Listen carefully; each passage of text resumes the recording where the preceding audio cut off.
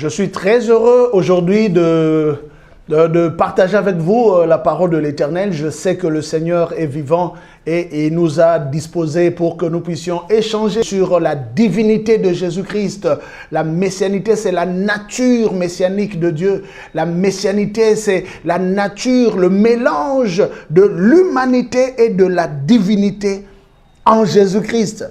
Car les Saintes Écritures déclarent en lui habite corporellement toute, je dis bien toute, la plénitude de la messianité. Ainsi, celui qui a toute la plénitude de la messianité, c'est celui-là qu'on appelle le Christ.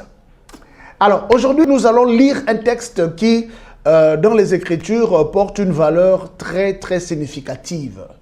Ça se trouve dans le livre de Matthieu, l'évangile selon Matthieu au chapitre 16. Je vais faire la lecture à partir du verset 13.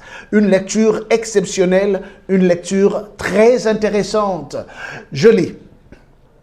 Jésus étant arrivé dans le territoire de Césarée de Philippe, demanda à ses disciples, « Qui dit-on que je suis? Moi, le Fils de l'homme. » Au fait, il leur pose la question, qu'est-ce que les gens disent? Et lui-même, il se présente déjà. « Qui dit-on que je suis? Moi, le Fils de l'homme. » Il est tellement amour, il est tellement bien qu'il donne déjà la réponse quelque part. Voyez-vous? Parce que celui qui comprend la révélation ou le mystère qui se trouve dans cette appellation, dans cet attribut Fils de l'homme, aura trouvé déjà la réponse à cette question. Il dit, « Qui dit-on que je suis, moi, le Fils de l'homme » Verset 14. Ils répondirent, « Les uns disent que tu es Jean-Baptiste. Les autres disent que tu es Élie. Les autres disent que tu es Jérémie ou l'un des prophètes. » Et vous, leur dit-il, qui dites-vous que je suis? Simon-Pierre répondit, « Tu es le Christ, le Fils du Dieu vivant. » Alléluia. À cause de la réponse de Simon-Pierre, écoutez le verset 17. Jésus, reprenant la parole, lui dit. Au fait, Jésus s'était adressé à tout le monde, mais c'est Pierre qui a eu le courage de répondre à la question. En ce moment-là, Jésus-Christ lui dit. Il ne s'adresse plus à tout le monde, il s'adresse à celui qui aura bien répondu à la question. Voyez-vous? Jésus, reprenant la parole, lui dit, « Tu es heureux, Simon, fils de Jonas, car ce ne sont pas la chair et le sang qui t'ont révélé cela, mais c'est mon Père qui est dans les cieux. Et je te dis que tu es Pierre, et que sur cette pierre, je bâtirai mon église, et que les portes du séjour des morts ne prévaudront point contre elle. » Extraordinaire. Et au verset 19, voilà une autre bénédiction qui va découler de la réussite de Simon-Pierre. Verset 19. Je te dis, je te donnerai les clés du royaume des cieux. Ce que tu lieras sur la terre sera lié dans les cieux. Et ce que tu délieras sur la terre sera délié dans les cieux. Alors, il recommanda aux disciples de ne dire à personne qu'il était le Christ. En hébreu, on dit le Messie, qu'il était le Messie. Je vais apporter une richesse que nous allons approfondir par la grâce de Dieu à partir de ce dimanche déjà à l'église Arvignon et tous les restes des dimanches jusqu'à la fin de cette année 2023. Nous allons approfondir ce thème sur les richesses de la messianité. Quand vous allez écouter ces choses, ces grandes révélations, bien aimés, ça sera une bénédiction pour tout un chacun. Vous savez, le Seigneur Jésus-Christ a passé plusieurs jours, plusieurs semaines, plusieurs mois, voire plusieurs années, en train d'enseigner. Et il y avait des disciples.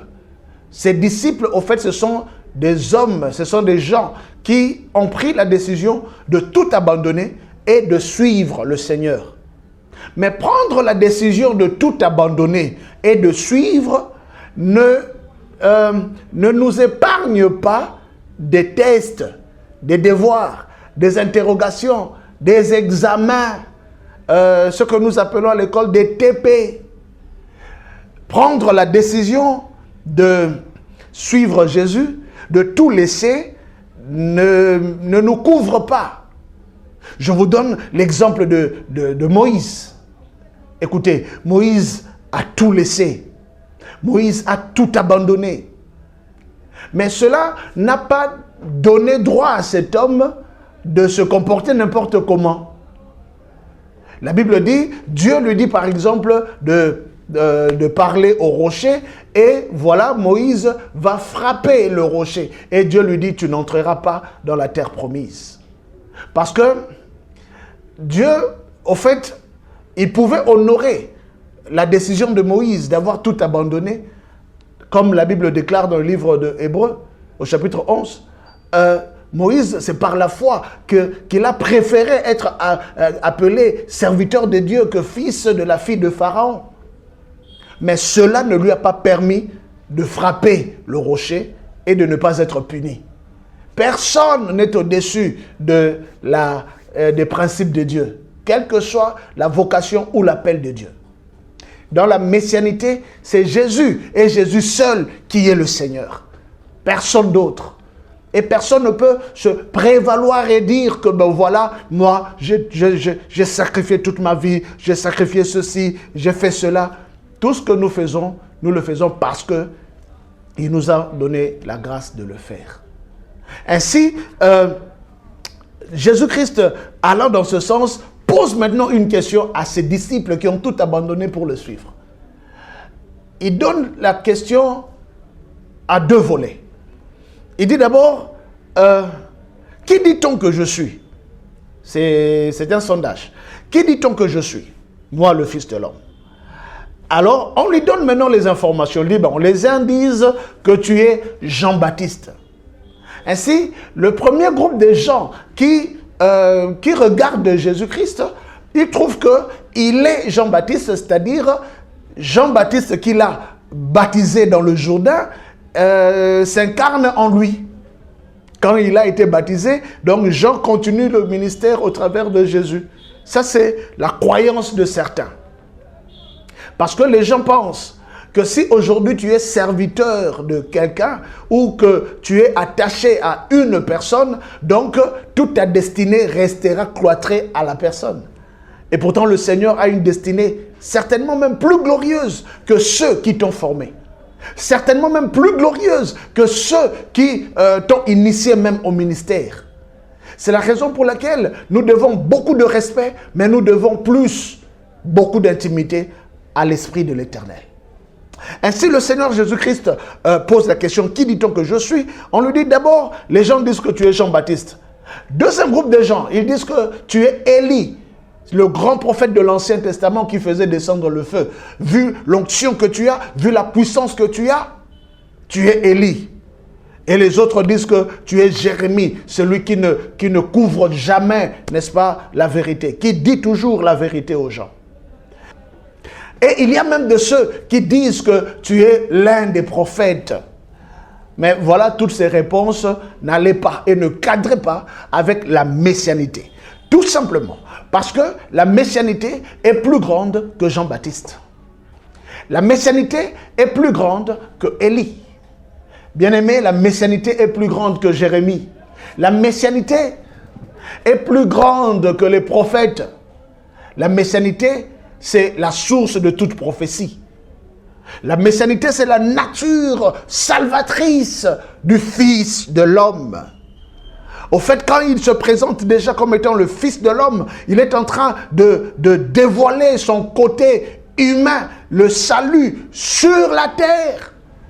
Comme la Bible déclare, il n'y a de salut en aucun autre nom, car il n'y a sous le ciel aucun autre nom par lequel nous serons sauvés, si ce n'est que le nom de Jésus-Christ. Ainsi, il est le Fils de l'homme, c'est-à-dire le Fils de Dieu né parmi les hommes. Et à cause de cela, tous les hommes seront sauvés par lui. Seront sauvés. Le salut, c'est Jésus-Christ. Après avoir donné toutes ces réponses, bien-aimés, voilà maintenant nous entrons dans le vif de notre sujet. Jésus-Christ leur pose maintenant la question. Si les autres, les gens du dehors disent tout ce que vous avez dit là, maintenant vous, les enfants de la maison, qui dites-vous que je suis? Bien-aimé dans le Seigneur, connaître le Seigneur Jésus-Christ, c'est le point de départ de ton miracle. Connaître le Seigneur Jésus, mais pas dans n'importe quelle dimension. Connaître le Seigneur Jésus dans sa dimension messianique. Ça va t'ouvrir des portes, ça va t'ouvrir, n'est-ce pas, des écluses, ça va t'ouvrir des grandes bénédictions. Qui dites-vous que je suis? Il y a des gens qui enseignent, qui prêchent, certains prêchent même la Bible ouverte sur le Seigneur Jésus-Christ, mais qui l'assimilent à d'autres personnes, qui prennent Jésus à l'image de Jean-Baptiste ou à l'image de Élie ou à l'image de l'un des prophètes de l'Ancien Testament. Il y a de ceux qui considèrent Jésus comme étant juste un prophète. Mais aussi longtemps que nous ne connaîtrons jamais, nous ne connaîtrons pas la messianité de Jésus-Christ, eh bien, la grâce nous passera outre. Qui dites-vous que je suis? C'est une question exceptionnelle qui ouvre les écluses des cieux. Qui dites-vous que je suis? Ça, c'est Jésus qui pose la question. C'est une question, lorsque vous réussissez à répondre à cela, eh bien, vous allez vite vous rendre compte que les miracles deviendront faciles dans votre vie. Qui dites-vous que je suis? Eh bien, pendant que les gens étaient en train de tâtonner, Simon-Pierre répondit, alléluia, tu es le Christ. En hébreu, on dit, tu es le Messie, le Mashiach. Tu es le Christ, virgule, le Fils du Dieu vivant. Avant que je n'entre dans le détail de cette réponse, écoutez les conséquences. Parce que Simon a donné la réponse à cette question, voilà les conséquences qui sont arrivées. Lorsque verset 16, Simon répondit, tu es le Christ, le Fils du Dieu vivant. Jésus, reprenant la parole, lui dit, tu es heureux. Il y a de ces gens qui sont malheureux sur la terre. Il y a de ces gens qui ont des problèmes sérieux dans leur vie. Malheureux, juste parce qu'ils n'arrivent pas à comprendre que Jésus est le Christ. Et puis 2, il est le Fils du Dieu vivant. Lorsque tu comprendras ces choses, alors le miracle devient facile dans votre vie. Jésus-Christ lui dit, tu es heureux. En ce moment, pendant que tu es en train de me suivre, je déclare que parce que ton cœur est ouvert à reconnaître la messianité de Jésus-Christ, à reconnaître la seigneurie de Jésus-Christ, eh bien, tout le désarroi de ta vie sont en train de tomber dans le nom puissant de Jésus-Christ. Il dit, tu es heureux, Simon, alléluia, fils de Jonas. Car ce ne sont pas la chair et le sang qui t'ont révélé cela. Pourquoi Jésus doit dire cela? Certainement parce que la chair et le sang parlent. Il dit ça parce qu'il sait qu'il y a de ces révélations, de ces visions, de ces prophéties, de ces songes qui sont inspirés ou qui sont nés par la chair, par le sang. Par la chair, c'est-à-dire par des ambitions ou par des motifs tout à fait charnels. Frère, quelqu'un qui te prend en charge, quelqu'un qui te donne de l'argent, qui te nourrit, etc. Surtout les partenaires dans des églises. Ce partenaire-là qui apporte 5 000 $, 10 000 $ chaque dimanche. Moi, je ne vois pas un pasteur ou un prophète qui va se permettre et de dire à ce partenaire, le Seigneur m'a révélé que tu es un sorcier. Ces genres de révélations ne viennent jamais sur des grands partenaires de l'église. Pourquoi? Parce que la chair et le sang, quand on a l'argent, c'est la chair qui est contente, c'est le sang qui est content. Mais Le serviteur qui a la vérité, le serviteur qui sait dire les choses en face, peut, avec amour, avec discernement, avec sagesse, pour encadrer, même le plus grand partenaire de l'Église, l'encadrer dans sa délivrance. Et le Seigneur Jésus-Christ dit, ce ne sont pas la chair et le sang qui t'ont révélé ces choses. Beaucoup de visions viennent de la chair. Beaucoup de visions viennent du sang. Le sang, c'est la lignée, c'est l'héritage spirituel des familles, des coutumes et des traditions. Par le sang, alléluia, on peut juste aimer une femme qui correspond à la condamnation de la famille. Parce que votre famille est condamnée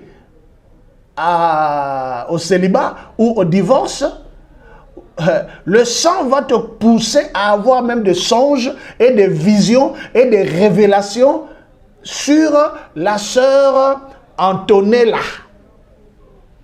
Oh, la sœur, j'ai vu que vraiment c'est toi, la femme de ma vie. Oh, frère Robuste, vraiment c'est toi l'homme de ma vie.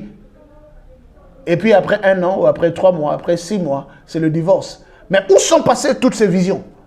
La chair et le sang.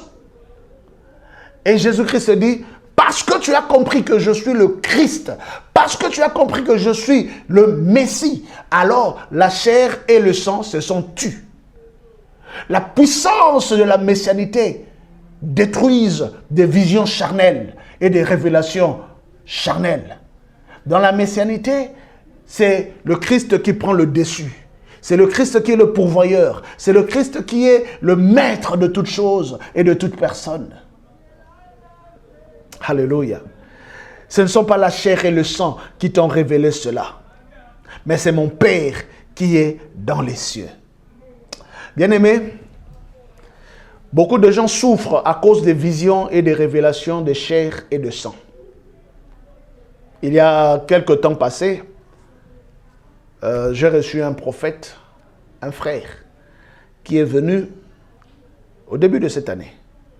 Il me dit, ah, docteur Jean-Baptiste, le Seigneur m'a révélé qu'au mois de juin 2023, tu vas devenir le pasteur du chef de l'État. Le mois de juin passé, je ne suis pas devenu le pasteur du chef de l'État. La chair et le sang. Je me suis concentré, je me suis accroché dans les jeûnes, dans les prières, parce que le mois de juin, je serai le pasteur du chef de l'État. Et c'est passé. La chair et le sang. Moi-même, j'étais victime de ces choses. Et je me dis qu'il y a de vraies prophéties. Mais la plus grande de toutes les prophéties, c'est de connaître d'abord le Seigneur Jésus comme étant le Christ, le Messie.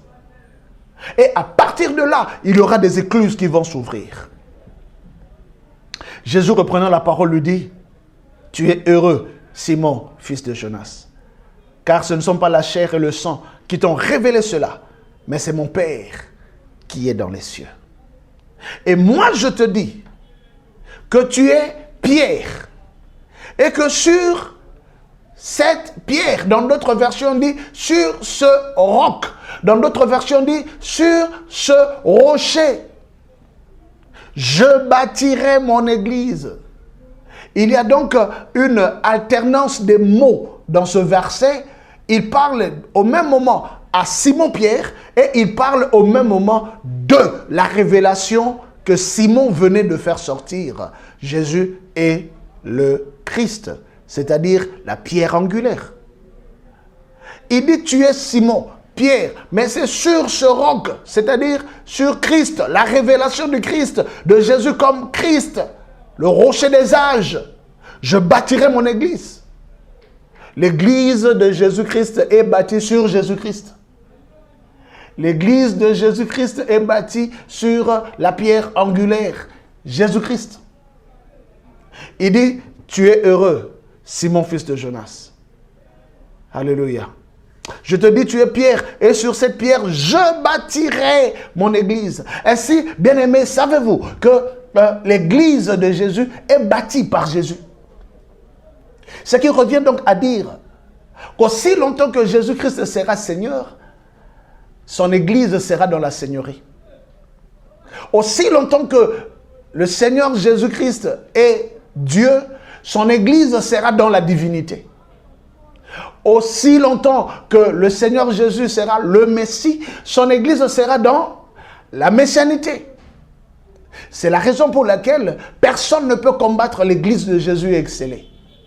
Et l'Église de Jésus, c'est toi qui m'écoutes, si tu as reçu le Seigneur Jésus dans ton cœur. Quiconque reçoit le Seigneur Jésus dans son cœur, le Seigneur Jésus lui-même, il vient bâtir sa révélation dans son cœur et dans sa vie. Il dit, je bâtirai mon Église. Alléluia. Et ça, c'est extraordinaire. Nous sommes l'Église de Jésus-Christ. Nous sommes l'Église bâtie sur la messianité. Et toute l'Église devrait être bâtie sur la messianité. Et il dit, je bâtirai mon Église. Et voilà les conséquences qui arriveront. Il dit, les portes du séjour de mort ne prévaudront point contre mon Église, contre elle. C'est la raison pour laquelle aujourd'hui, en parlant de la messianité, je déclare dans la vie de toute personne qui me suit, la mort ne prendra pas le dessus sur toi. La mort ne prendra pas le dessus sur ta maison. Crois au Seigneur Jésus-Christ et la mort va s'écarter. Écoutez, aucun sorcier ne peut manger Jésus. Quand tu as Jésus en toi, le sorcier ne te mange plus. Aucun sorcier, aucune puissance des ténèbres ne peut triompher de Jésus. Lorsque tu reçois la messianité, eh bien, tu reçois la divinité de Jésus. Tu reçois la messianité, tu reçois ce pouvoir de Matthieu chapitre 16. La mort et le séjour des morts ne prévaudront point sur toi, sur ta maison, sur ta famille. À un certain moment, moi, j'étais très maladif. J'étais un pasteur maladif. Moi, je tombais malade sur la chair. Je prêche et puis tout en prêchant, je commence à trembloter. C'est le palu qui m'attaque. Et on vient me tenir par la main et me faire asseoir. Parce que le pasteur est tombé malade devant l'assemblée. Et c'était très malheureux. J'étais très malheureux pendant plusieurs mois à cause de cette situation.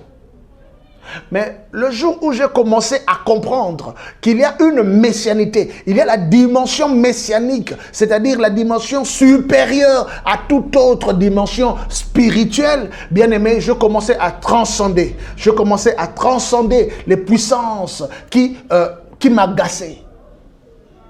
Les mouches ne peuvent rien contre l'aigle. Parce que le Seigneur nous donne le pouvoir de transcender. C'est pourquoi, je veux dire, la plus grande stratégie pour affronter l'ennemi, le diable, Satan, les sorciers, les démons, la plus grande stratégie, c'est d'abord de recevoir le Seigneur Jésus-Christ comme Seigneur et Sauveur. Et deuxièmement, c'est de transcender leur force et leur puissance.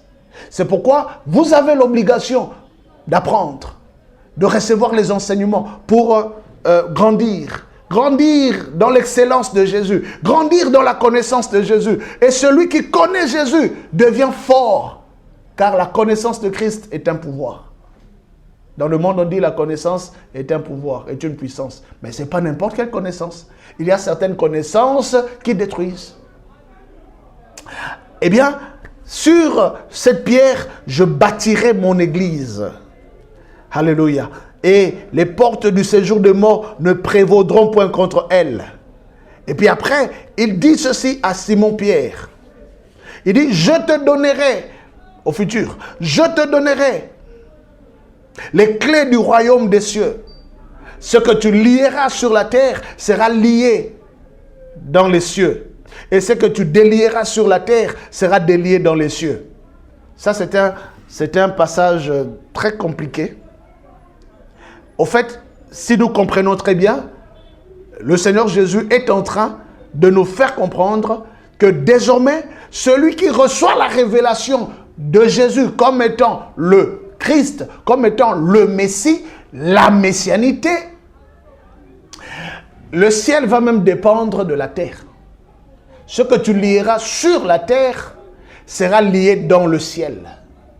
Et ce que tu délieras sur la terre sera délié dans le ciel. En d'autres termes, le Christ sur la terre, dans ton cœur, alléluia, sera en train de gouverner les puissances célestes. Alléluia. Celui qui reçoit le Seigneur Jésus et qui marche dans l'intimité avec lui, reçoit sa messianité. Et lorsque tu reçois la messianité, bien-aimé, même le ciel t'attendra. Même le ciel t'écoutera. Même le ciel te respectera. Même le ciel t'exaucera parce que notre Père qui est aux cieux sera en train de t'écouter et de t'exaucer. Parce que tu as la messianité. Et celui qui a la messianité ne fait pas n'importe quelle prière. Il ne demande pas n'importe comment. Parce qu'il sait qu'il a la messianité. Je suis très heureux de savoir que, en écoutant ce message, la messianité entre dans tes oreilles et dans ton cœur. Tu reçois le Seigneur Jésus. Et à partir de ce moment, ton nom disparaît de la liste de ces sorciers qui ont voulu te bouffer pour la fin de l'année. La messianité ne meurt jamais. La messianité ne perd jamais la bataille. Personne n'a reçu la messianité et perdre la bataille et être vaincu par les puissances des ténèbres. Je suis très heureux aujourd'hui de savoir que les portes de la mort et du séjour des morts ne pourront jamais prévaloir sur ta vie. C'est pourquoi je déclare qu'à partir de ce moment, la messianité entre dans ta maison. Partout où on a installé des antennes mystiques et kabbalistiques, bien aimé, la messianité va tout consumer et te redonner ta santé. Tu es en train de te demander pourquoi tu es toujours maladif. Moi, j'étais maladif comme toi. Mais quand j'ai découvert la messianité, aujourd'hui, je suis santédif. Permettez que j'invente un mot. Je suis plein de vigueur et plein de santé. La Bible dit, ils te feront la guerre, mais ils ne te vaincront pas parce que tu as la messianité au-dedans de toi. Je t'invite, bien-aimé, à recevoir les enseignements sur la messianité à l'église Arvignon. Et vous serez en train d'aller de gloire en gloire et de victoire en victoire pour que le nom de l'Éternel soit glorifié au-dedans de vous. Et le Seigneur Jésus-Christ, en donnant cette promesse, alléluia, il est en train de donner un pouvoir. Il dit, je te donnerai les clés. Bien-aimé, la clé, c'est le pouvoir.